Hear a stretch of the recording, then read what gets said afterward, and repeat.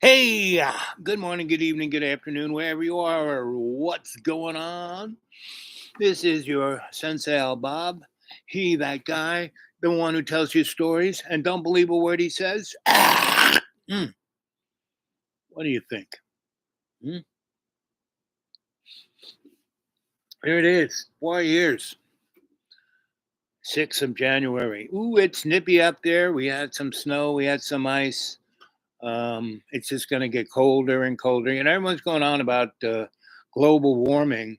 No one's talking about that this planet that's been here for billions of years, most of the time, it has been basically a ice ball. This is a water planet. Yes, we think we live on, you know, pieces of dirt, but no, these are like islands, big islands, right? And it's the firmament underneath the water, and so that whole concept of flat earth and blah blah blah, it is the illusion that kind of gets us. But we are a ball of water, we are a water planet, and H2O is what we're made out of, and we are bags of water, and that's this, this is pretty 98 something percent of you is H2O, and the rest of it is kind of trace elements. And how does it, become animated, you know? And in the beginning, we made these guys like us, not me, us. So, there's a lot of interesting stories that if you just had half of a brain, it's all on the internet, go look up the Nazarene, go look up, there's a lot of little rabbit holes you can go down, and I'm not even going there because today is the 6th of January, 4 years later, right? And we're about to have Carrot Head inaugurated on the 20th. And it's just going to be so much fun. It's going to be one Mirta Storm baby, right? And we're a republic. We're not democracy. We never were. I was looking at C-SPAN. I was looking at the symbols that are in the congressional hall there, right? And they were all picking, uh, you know, putting a stamp of approval of on Carrot Head, and it was a nice long picture, and everybody was like mulling around, and they're all buddies. They're Republican, Democrat, mega, whatever, all buddies. They all belong to the same club. They're out. They're all grifters, and you go along with it. You're just bah. So come on, let's see. Whoops, I don't want to learn more about it. No, I don't. I don't. I don't want to learn more about it. What I want is that's what I'm looking for. A live chat, right? There's one of you there. Now we're in the live chat. We're here 2 minutes and 39 seconds. Good morning, good evening, good afternoon, and welcome to Dreamy Dreamland. Hey, and before we really get started, I just want you to give me that thumbs up. It's all transactional. Join, whatever they call subscribe, hit the bell, do all that stuff, right? It's obligatory. I have to say that, right? Um, so anyway, this is my barber outfit. How do you like it? Or candy striper. I'm a candy striper. So my father had this thing about wanting to be a millionaire because when he was a teenager in high school, I mean, he's a smart guy. He did okay in school. He's an amazing athlete, especially football, right? So, you know, but when he was like in sixth grade, he was playing high school football. And so by the time he got to high school, he was really good. And back in the day, and this is in the 1920s, when it was like the roaring 20s. We just had the World War I thing go down. We had the pandemic thing that killed a good chunk of the planet's population. Everyone was starving in the rest of the world, but America wasn't touched. So they were making just, every farmer who could was just plowing up the dirt and growing wheat and corn and stuff to send over to and making a lot of money, a lot of cha-ching, a lot of cheddar. And and that's when my dad was going to high school. And so he was in a place. His father was a very uh, well well known barber surgeon. You know, J.P. Morgan in the 1890s went to Italy, and my father's father, before he became my father's father, he had a great practice in Italy. All the rich people came, all the kings, and because he could, if you had syphilis and your nose was looking like a rutabaga, he could like slice it up and make it look normal, you know, and make you look normal, right? And he was, you know, and the barber pole, the candy cane thing, you know, what that was is that the barber surgeons would, bleed you, and then, you know, put a bandage around your arm and it would be bloody and they would wash them off and hang them up in the sun. So they didn't have washing machines, you know, they kind of washed the blood off, but they understood the sun could kill anything. So they put their bandages up there and let them be exposed to the sun for a day or two. And then they'd fold them up and use them again. So, and they would sprinkle some herbs on them. So my grandfather, he was the dude. And so J.P. Morgan went and said, "Listen, I'll give you an offer you can't confuse. Here's some cash. I'm going to put you on. I'm going back to America on my Starliner, and you're going to go first class. And as soon as you get on that boat, you're an American citizen, right? And I'm going to give you um, uh, a barbershop in the Waldorf Astoria because I own it. My digs are on the roof. I have a big thing, and I want you to come up there and give me a shave and put some putty on my nose every day so I look pretty good. And there are other things,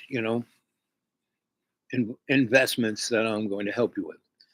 And so they were on the boat, and my grandma, who was what is known as a white Sicilian, meaning the northern Italians were, they weren't dark skinned. And my grandma was basically the white Sicilians were lived on the islands off of Sicily, and they were more or less Druids, right? And so they she was down in, it was just like the movie Titanic. She was,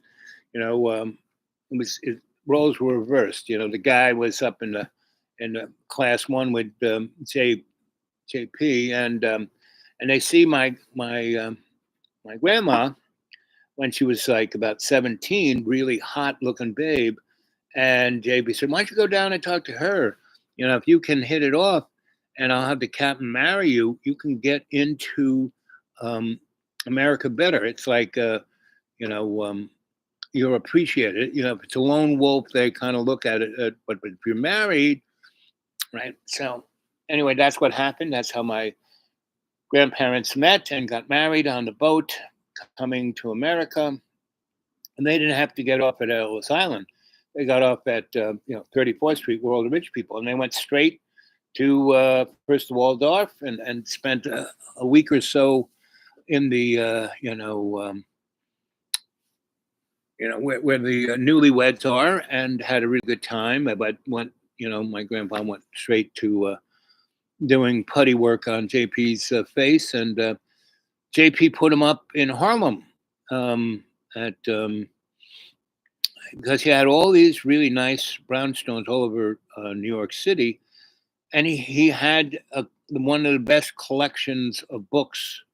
And a black man, Dr. Green, who was a lawyer and a historian of literature and rare books. He collected, the books for JP, and he was black.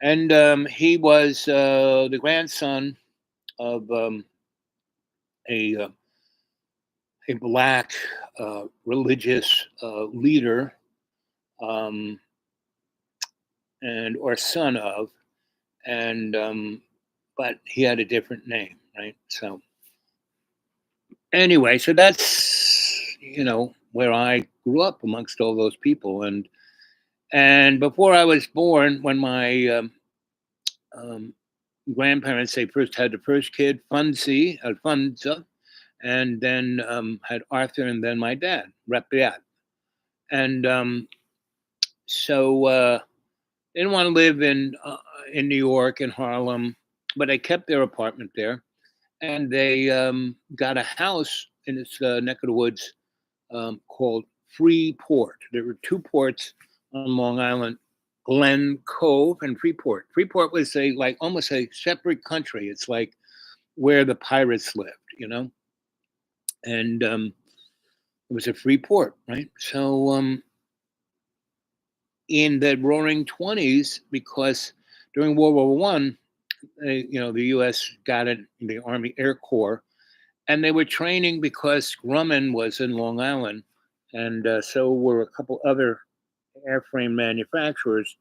Um, they took over their airstrips and their hangars, and taught men how to, fly airplanes. And so those after World War One were no longer needed. So the movie industry, because it grew out of vaudeville and also Broadway, um, and Edison was in New Jersey, so they basically Hollywood before it went to California was there in Long Island, and so my grandfather got this really beautiful house, and all of the really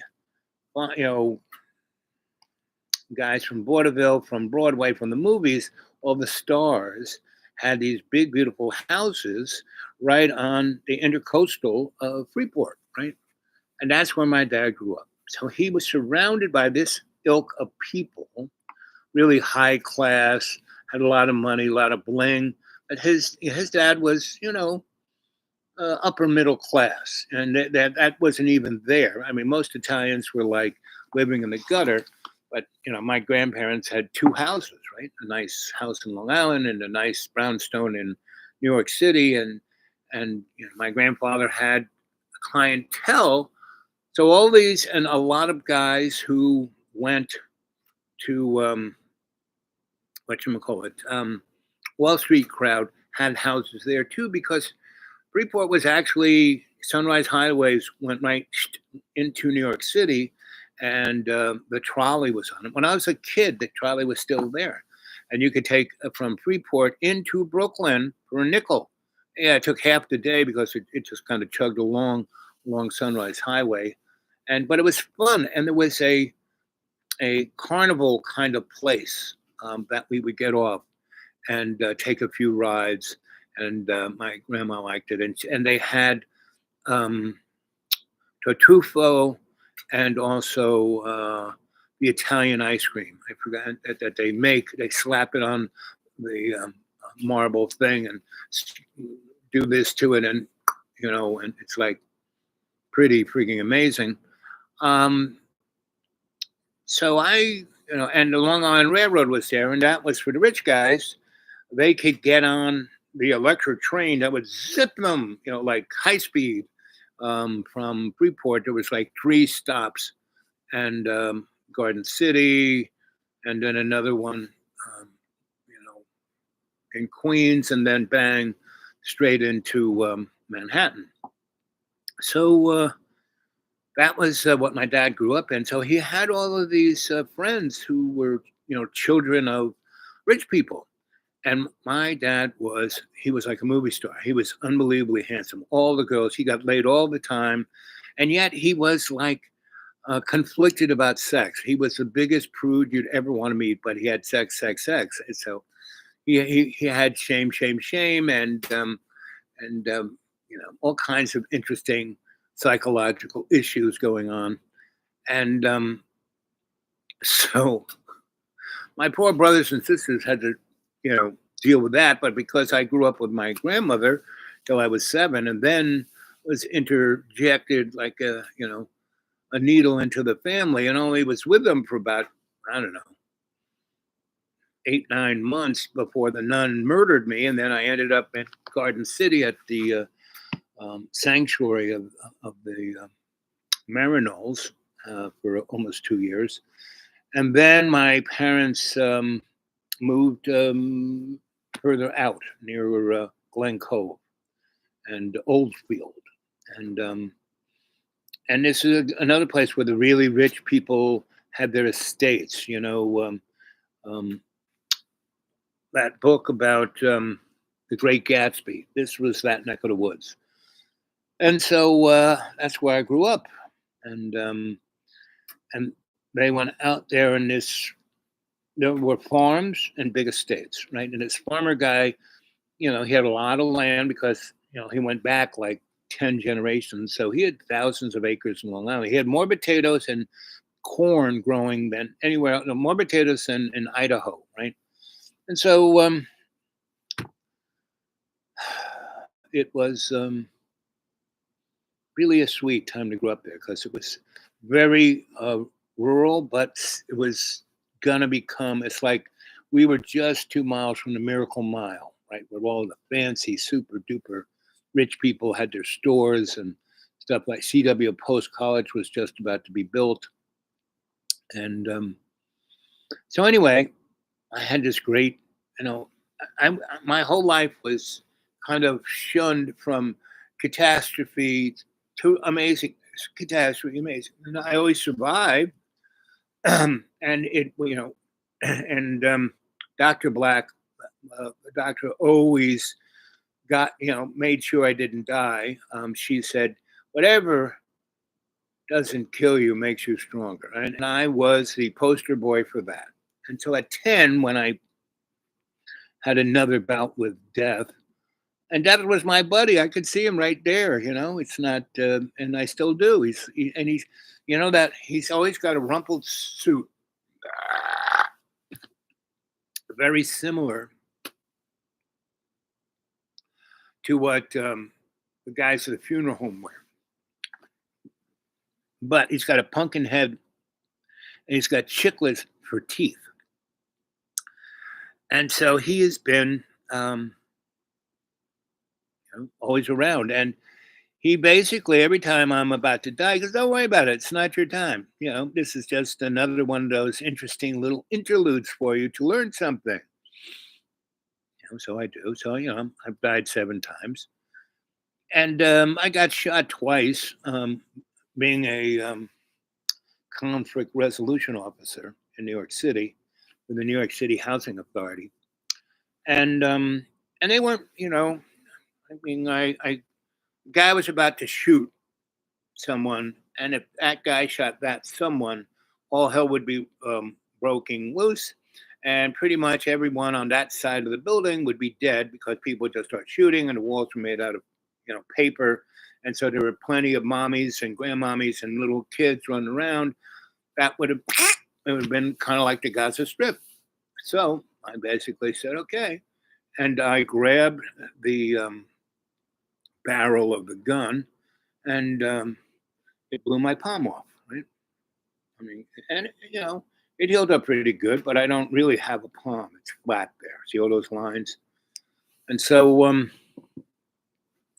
this palm is I got a real palm there, right? So anyway, and I got shot right over here, and it just grazed me, kind of like the Donnie, just whoop, and it just kind of, it's like if I had caught my shirt going through a forest on a bramble, and it would have like cut my skin. That's kind of what the bullet did. Zing! Right? But it bled pretty bad, and I was wearing kind of a shirt like a whitish kind of, so it was like pretty bloody. Everyone thought I was dead.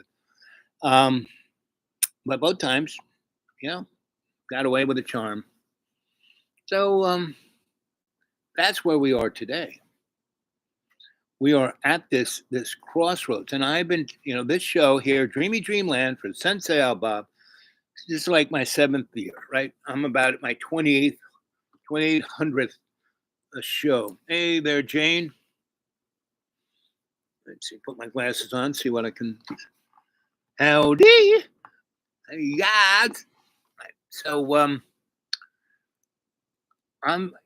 if people can't realize that we don't vote, we're not ever given a choice. There's two chuckleheads. A good example is when Donnie ran against Hillary, right, in 16.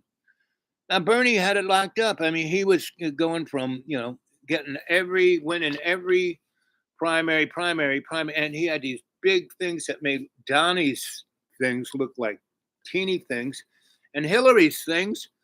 She couldn't even fill a high school auditorium, and Bernie had football stadiums with 40, 60,000 people screaming and yelling. And he had won everything, gets to California, and they go, "Oh, sorry, Bernie, you lose." We had these special electorate kind of guys, and Bernie goes, "Well, I don't know, yeah." And I said, "Listen, Bernie, we really like you. Yeah, you're a socialist, and that's cool. That's great.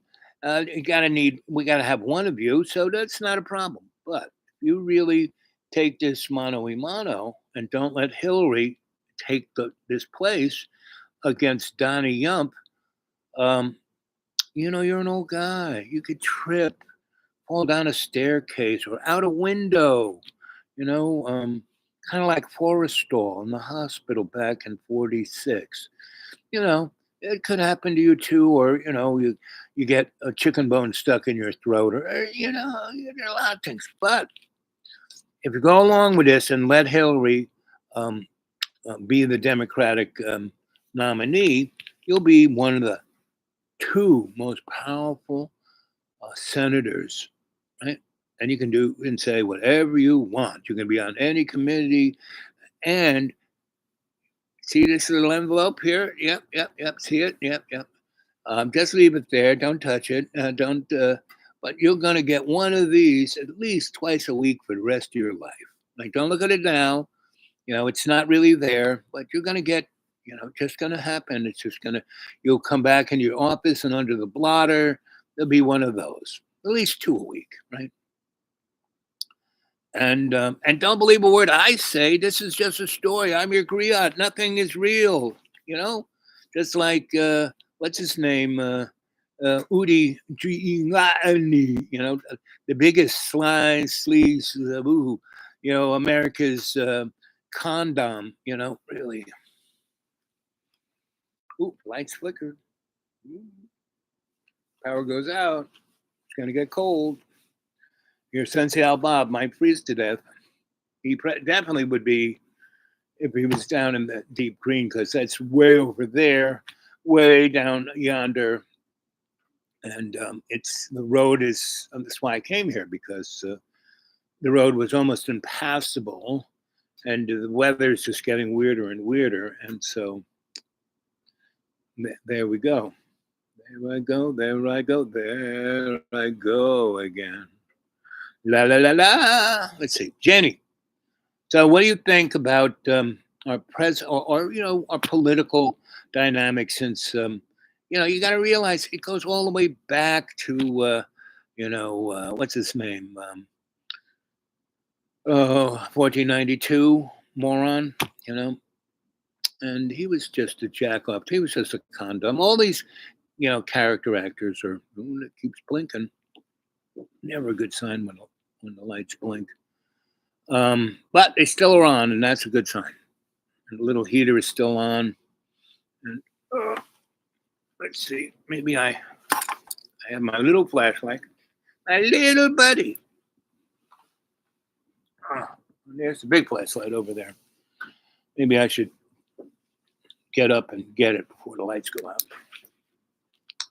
There I go, there I go, there I go. So both shows that I did last night are up there, so you can go watch them. We had a really good live chat. There were a lot of there was close to 80 people having a good time. So it was like a rave, and that's I'm a party guy myself. So it's the poor mega kids. they really don't understand. They are just bovine. They are domesticated.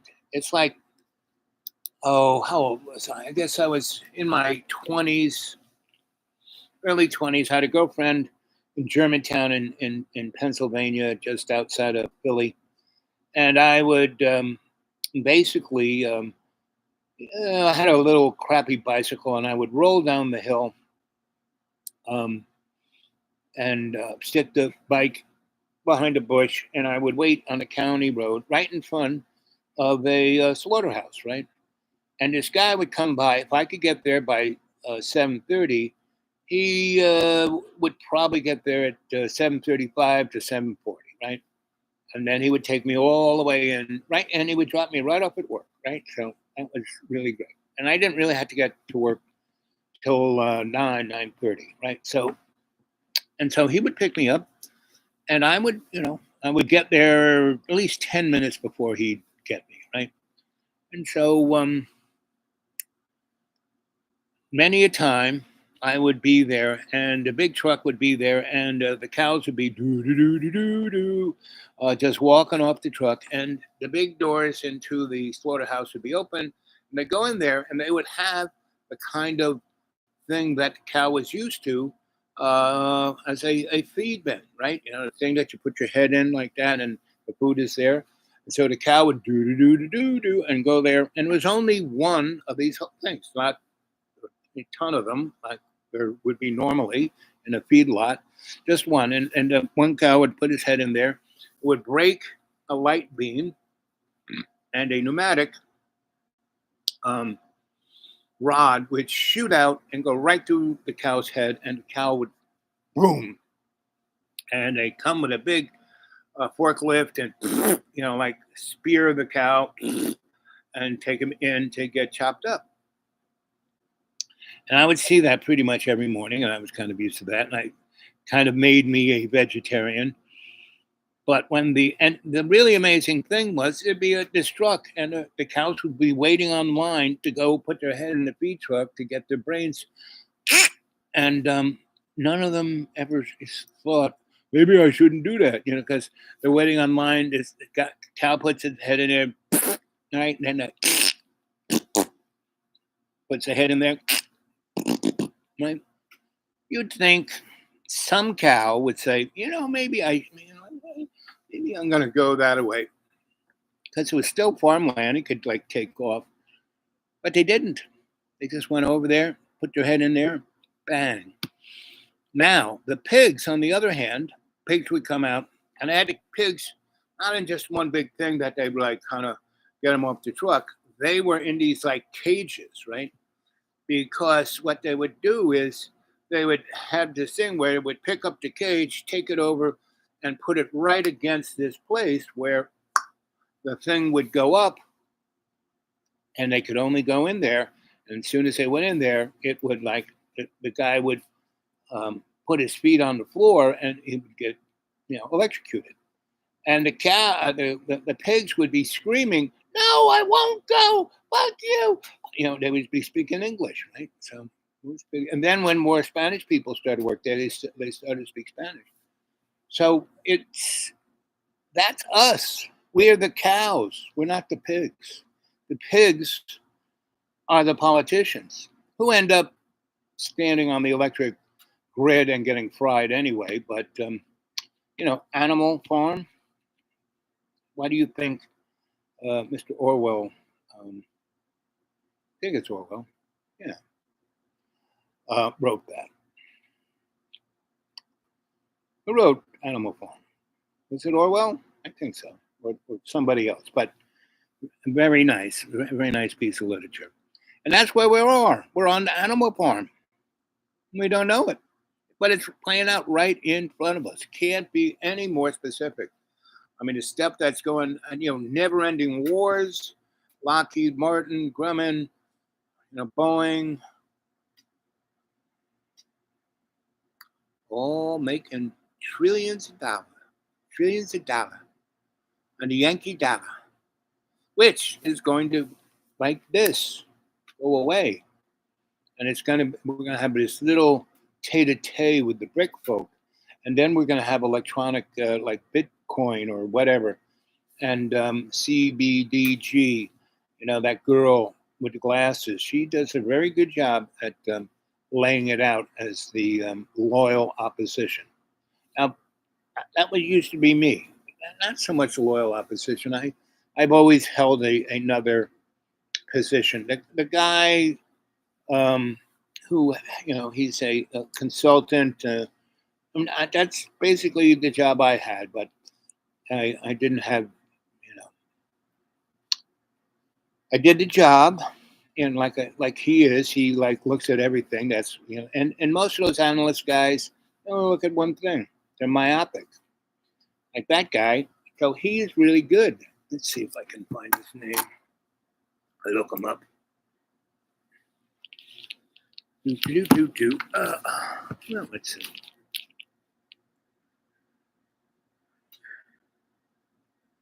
Trump's dream of remaking America. Donald Trump's rhetoric has become, shall we say, more imperialistic. He's been talking about America like it's an empire planning to expand. Over the past week or so, Trump has proclaimed that the U.S. should reclaim ownership of the Panama Canal. Please. Donnie just reads the script. Same, all of these clowns. There is nobody here who is like,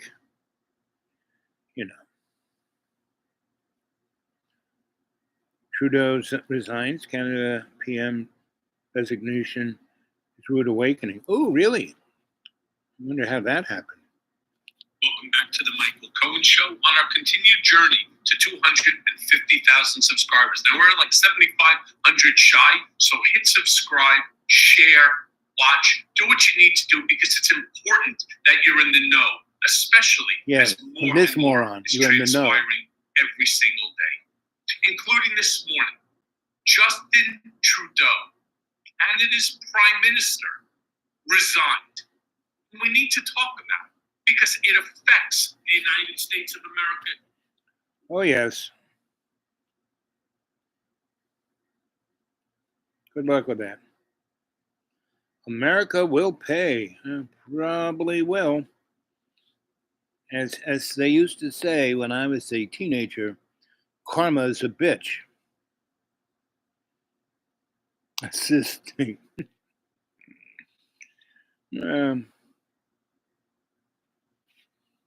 We're just 2 weeks out from the beginning of the second Trump presidency, and already there's some backpedaling going on away from some of his campaign promises. If you remember, during his campaign, which I think lasted like 3 years, Donald promised over and over and over again sweeping universal tariffs of between 10 to 20% on all imports. His favorite word, tariff. Touting it as a corner of his economic policy, reminding us yet again that he knows absolutely nothing about economic policy.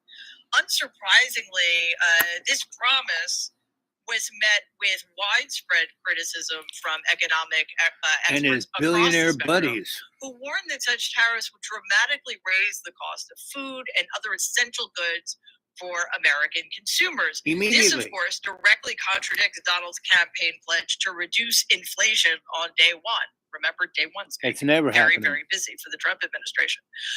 So this kind of ill-informed and ill-advised policy decision mirrors what happened during the first Trump administration when tariffs of up to $360 billion were placed on Chinese goods, which disrupted global trade and led to economic tensions between the two countries. Well, say goodbye to 500 years of history in Denmark, who've decided to change their royal coat of arms as a giant middle finger to Donald Trump and replace what had been on the coat of arms with a giant symbol of Greenland that had never been there in over 500 years. Yes, we're going to talk about coats of arms, and we're going to talk about middle fingers here on Legal AF, the YouTube channel. Help me out here. help us grow this channel, continue to grow this channel. We're already at over 380,000. We're trying to get to 500,000. It's really important. The bigger we are, the more your voices are. Take a minute, hit the free subscribe button, please. Now let's go back to Greenland. Donald Trump set his covetous eyes turned towards Greenland, which he sees as a strategic acquisition he could use as a bulwark against Russia and China. Harry Truman tried to do it too. $100 million he offered in 1950s dollars, didn't work.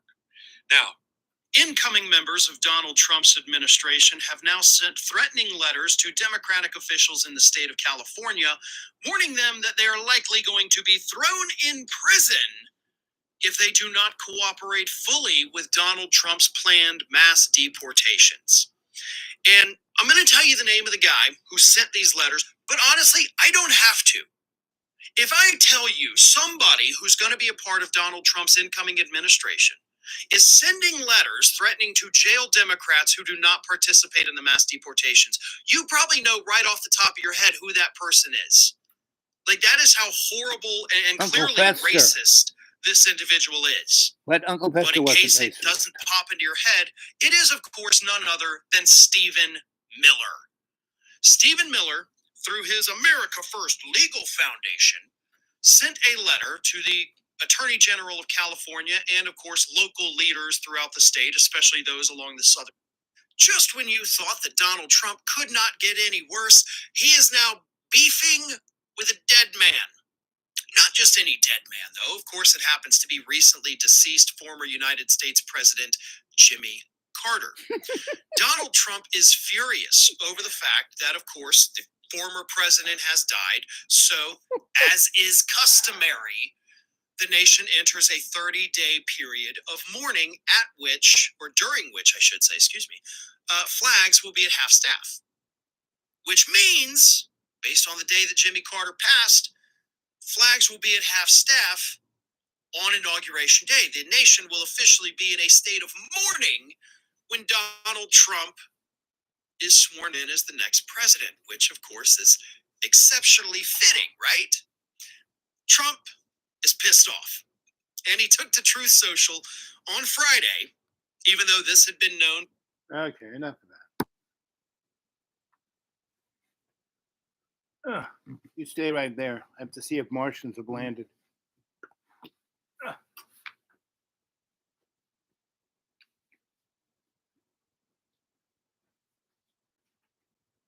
Hold it, Daddy.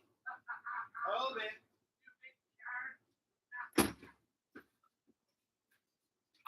How could the women get in? I got a shirt on. I'm waiting for it. How's the road out there? So I asked Carmen to lock the door, but she didn't. So I was sitting down here and people started just meandering around. So that's why I'll see you in the morning.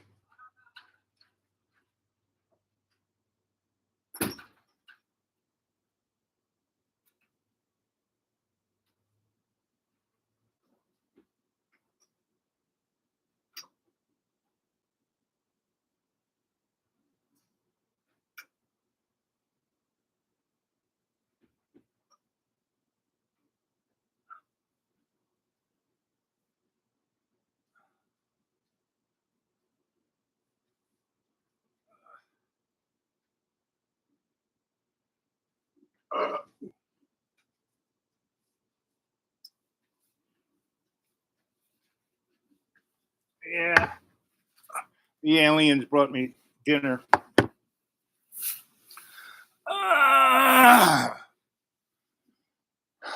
So let's see. We're back to one. I mean, I walk away for 20 seconds and you leave. Janie, you're still there? So it's gonna be fun.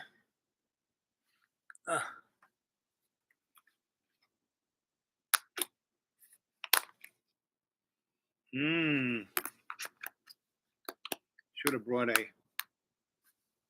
I think I do. I have, yes, I must have.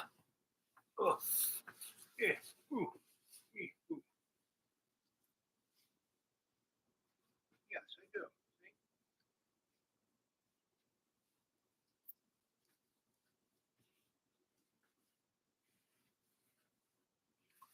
A implement of destruction.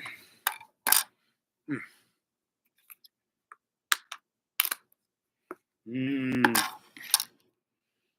Mmm. Turkey, mashed potatoes, stuffing. Mmm.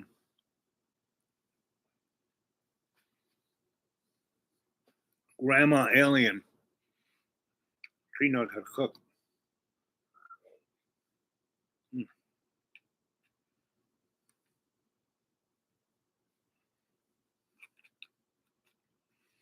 Mm-mm-mm. Mm. Mm-mm-mm. Mm.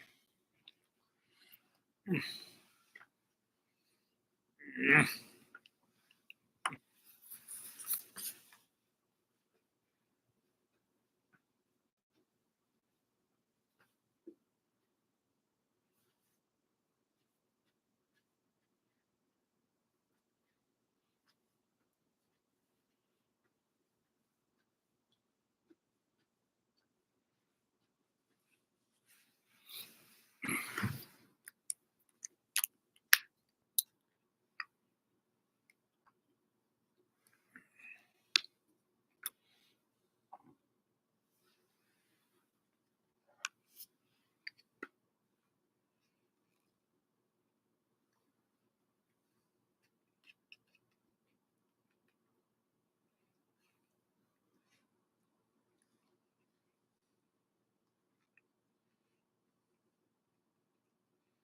Mm-mm-mm.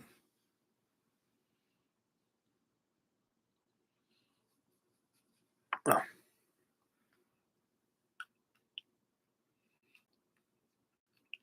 Well,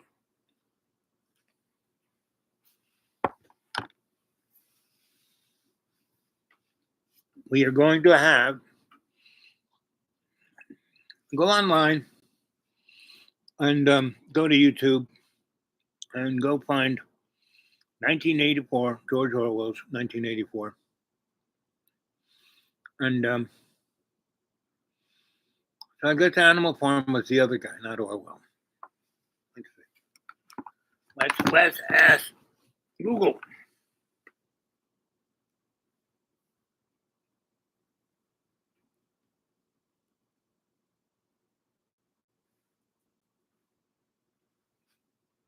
Who wrote Animal Farm? According to Gale, Animal Farm, by English author George Orwell, And guess is who a was? fable that uses a barnyard setting to represent the Russian Revolution and explores themes of class and power.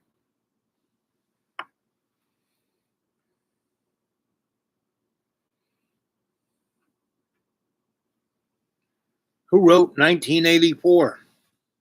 According to Britannica, 1984, novel by English author George Orwell, published in 1949 as a warning against totalitarianism.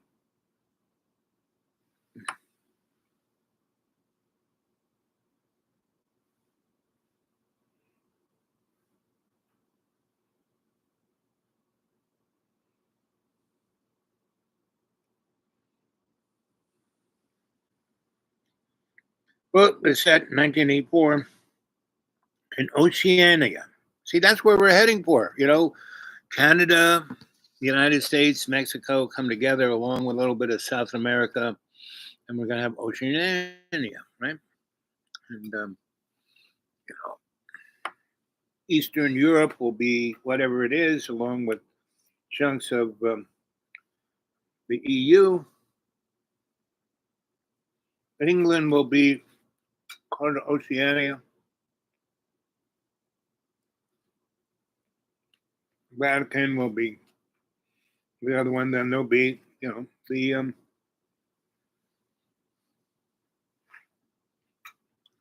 Asian folk, right? Pacifica.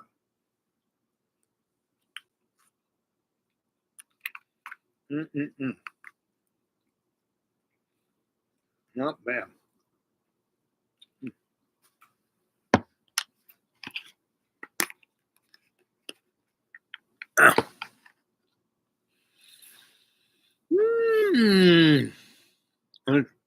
three of you there. So what are you going to do? I'm going to stand up to this, right? Now, I'm pushing 80. I spent my whole life standing up to this, in the fun kind of way as the art party ringleader, social provocateur. That's what it said on my my doctoral thesis. As the minister of fun. And the corporate world was all great for them. They loved the idea of the minister of fun. And then once I kind of deconstructed that idea, I realized that the minister of fun was the character actor that basically precipitates idle, masturbatory exercises of futile wasting your time. So basically, I had to change that one until I became Sensei Al-Bob. Not that I'm not up for having a good time. God wants you to have a good time, really.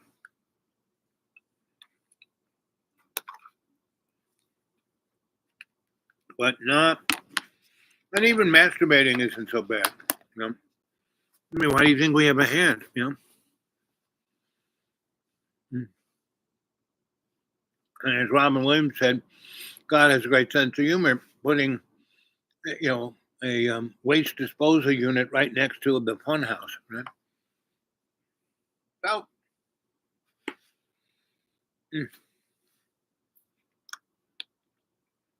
I am a protege, a debutante of George Carlin's political homeostasis, but that's why. I mean, the reason why they didn't whack him is because he too was the loyal opposition. Because he's telling everyone, don't vote, don't care, go, you're not part of the club, you never will be, blah blah blah, right? So, and that's cool, I mean, people should know that. They don't. They actually think, oh, I belong to the country club, so I'm entitled.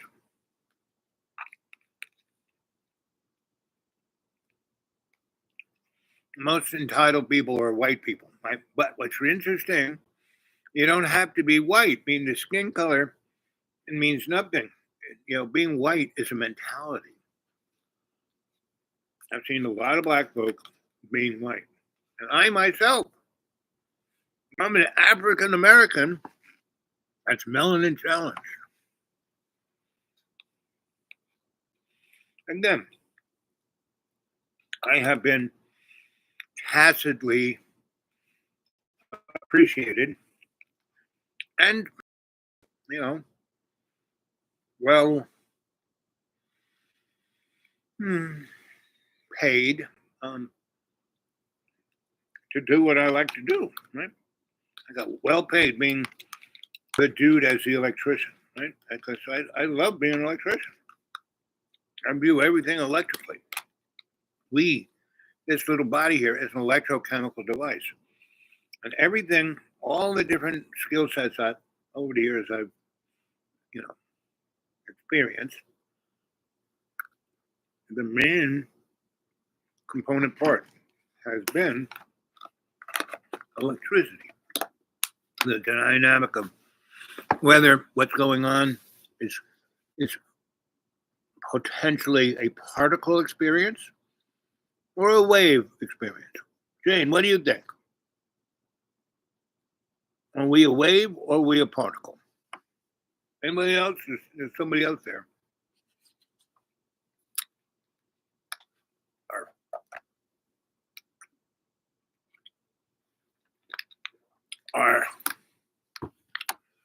Let's see what the weatherman has to say.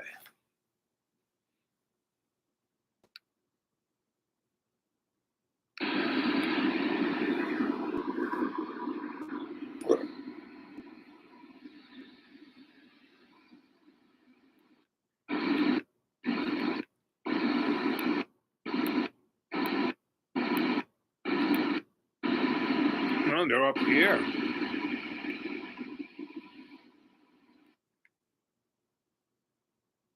York City mayor and one-time personal lawyer for President-elect Donald Trump has failed to properly reply to requests he turn over property he owes, help pay two Georgia election workers who won their defamation case against him.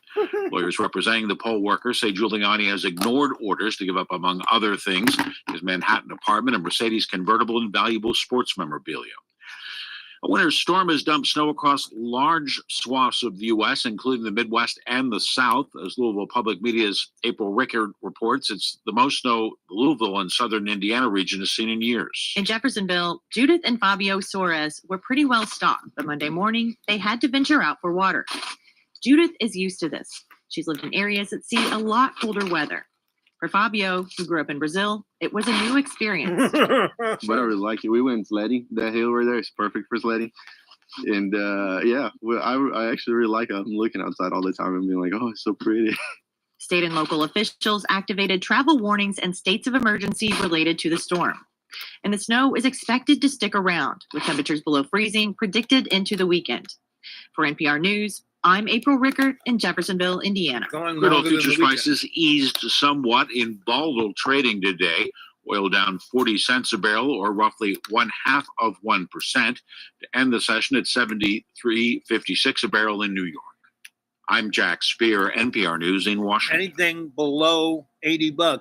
Support for almost NPR comes from worthless to NPR pump this stations. stuff out of the Other ground. contributors include Your Part-Time Controller, the nonprofit accounting Drill, specialist, baby, drill. providing financial management services to support stronger nonprofits who make the world a better place. Learn more at yptc.com/.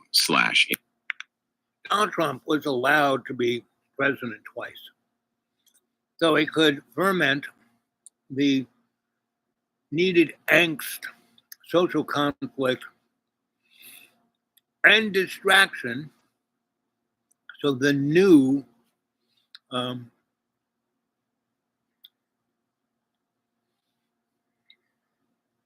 foundation can be laid. Right? And what we're heading into being is Star Trek's Federation. We're all going to be living in a 15-minute city because we're not, they're nice little box.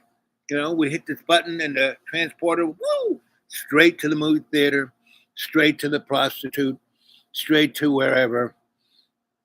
And if the state doesn't like it, the beam will come down, dematerialize you, and you will be held in conscript in the frame buffer of the teleporter.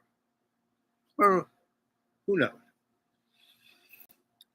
And that's it. That's all there is, kids. And that technology is there. It was there in 1968 when, Star Trek came on television on NBC, because the guy who was the executive producer, Gene Roddenberry, the job before he was at Desilu, working for Lucille Ball and Desi Arnaz, and go look at all the TV shows of the late 50s, 60s, 70s, 80s. It was Desilu. Didn't matter what network. They had this brilliant idea that the networks loved, and that the Desilu would produce the show and like rent it, give the networks the option to play it on their channel, and they could keep all the insurance. So all they had to do was give Desilu, X amount of money, and because they had it down and they bought Paramount, so they had a sound stage. They shot it like a movie. So, and they did it live in front of an audience. I mean, they didn't do Star Trek, but other, like I Love Lucy. So anyway, they had a great haddock of TV shows. And like I said, just go look at anything run by Desilu. Right? So anyway, Gene Roddenberry, his job before he went to work for Desilu was he worked for naval intelligence, right? And so he brought that idea to like put it into the consciousness of the planet of the Federation. And it was, they had him for like 3 seasons, and then NBC canceled, which gave Desilu the opportunity to start. Cable was just starting to become something, and cable needed product. So Desilu, they had a ton of product that they owned. CBS didn't own it, NBC didn't own it, ABC, so they could just put it on. So they could put on Star Trek 5 times a day, forever and ever, until it got this big cadre of Star Trek freaks who wanted this more products. So they started making, then the Next Generation, and then they made a couple movies, and then they, did all those shows. And there you go. So that's how it works. Everything is scripted. So why would you think politics would be any different? Wars in the Mideast, wars in Europe. It's like scripted by Gene Roddenberry and Desilu, right? And if it bleeds, it leads. When I was a photojournalist, that's not what I did. I went into communities and talked to people and told their story. And that was, and basically I would take the notes, like a good reporter would do, take pictures that were captured the humanity of the people, not the bleeding, not the gore, not the guts, but the empathy. And then I would, I'd be working in a newspaper, but I worked at one newspaper, High Point Enterprise, for about 8 months.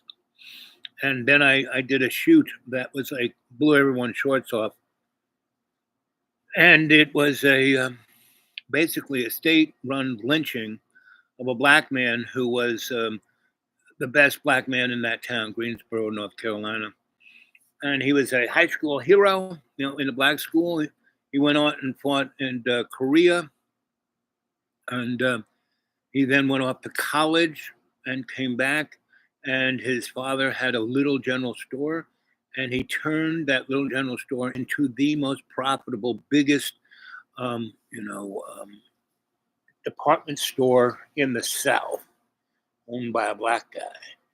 And it was one thing for all the black people to go in and get nice stuff and live high because they had money. I mean, that was, Jim Crow actually did, the unexpected consequence. It created the black economy in the United States to be the 7th largest economy in the frigging world. And LBJ told all the blue dog Democrats, hey, listen, you don't need it to counter, you don't ride the bus, so let's give them the right to vote. It doesn't matter. We're going to put whoever we want in there. And so they become, the sheriff, big frigging deal, They become a judge or a mayor, big frigging deal, because white people and the black people, they're the same. They're poor, they're stupid. We own them, they're our slaves. We just keep them fighting against each other. And that's kind of what we're watching with the mega and the woke folk and the like me and wake up and blah, blah, blah. It's like, really? No, there's only one thing, humans. There's only one emotion, not fear, not greed, not, the 10 Commandments, thou shalt not covet, No, the only true emotion there is love and empathy. You read the New Testament, everything Jesus says, and we never really get any Sermon on the Mount is as close as we get to hearing what Jesus has said. The rest is basically Paul, the guy who came 300 years after, the guy who was the madman, the guy who was, the advertising agent lawyer, So let's see, what else can I say? That's about it. How many people are there? 2. Let's see who is Jane. Jane is the most talkative one here tonight. Wave from particle. What was that? Wave or a particle? Anyway, I'm going to sign off for a moment. We'll come back in a little bit. And let's see. I hear something down in the bowels. But I'll be back.